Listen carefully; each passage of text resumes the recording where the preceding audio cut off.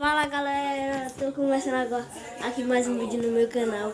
Hoje eu vou ensinar vocês a fazer aviãozinho de papel, espero que vocês gostem.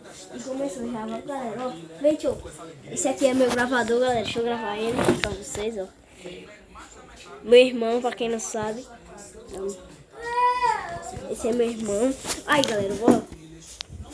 Tá gravando aí direitinho, irmão? Tô. Você dropa aqui, ó, aquela ali é minha irmãzinha, ó. Aí você dropa a folha assim, do jeito, tá? Aí, toma irmãzinha pra você ver. Aí você dropa, ó, tá aqui a folha. Dropa pra cá, bem certinho. Aí depois você desdroba pra ficar essa listrinha aqui. Aí dropa isso pra cá. Aí depois... Não, licença, por favor. Licença. Aí pega esse também do mesmo jeito. Pega esse. Vamos, irmão, pra cá que ela tá atrapalhando. E droba esse lado aqui. Tem que ficar essa listinha. Droba esse lado. Aí drobou, não foi? Agora pega esse negócio aqui. Droba pra cá, ó. Droba pra cá. Pega do outro lado também, droba. Do outro lado.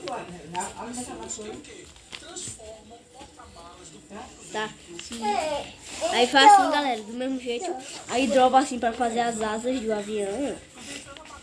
Droba. Tá quase pronto. É, tá quase pronto. Droba assim, ó.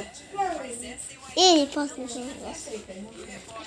Nós postamos vídeo às 5h40 e às 4 horas. É. Pronto, galera. Agora tá pronto o avião. O avião.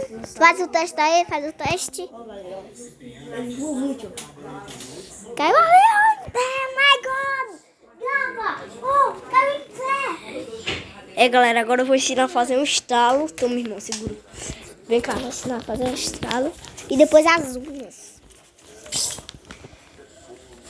Olha, tá aqui. Droga pra cá. E droga pra cá. É isso aqui, ó. Puxa aqui, ó.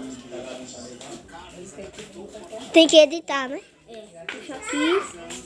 Aí fica fácil, galera, de fazer o estalo. E esse aí foi o vídeo. Espero que vocês gostem. Se inscreva no canal, deixa o like aqui, ativa o sininho para não perder nenhum vídeo aí no canal. É nóis!